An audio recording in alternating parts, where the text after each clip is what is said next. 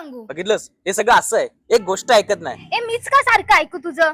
अरे गप्पा रे, मी आहे ना इथे जोडून द्यायला. हे ते बघा, आपल्या शाळेतले गुरुजी ना. अरे हो, आपलं मराठी शिकवायचे. अरे सारखं व्याकरण. ए बाबा मी जाते, भेटू नंतर. अगं थांब ना. मुलांनो, काय करता इथं? जोडून देतोय. हा?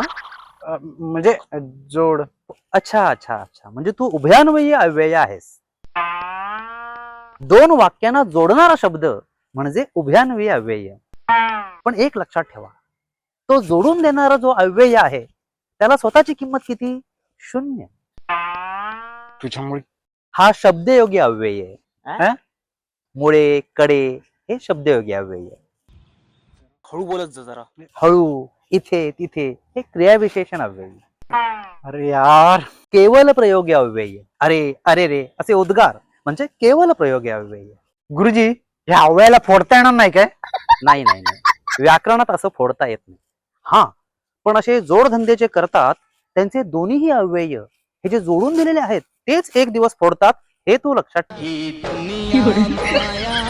तर एकंदर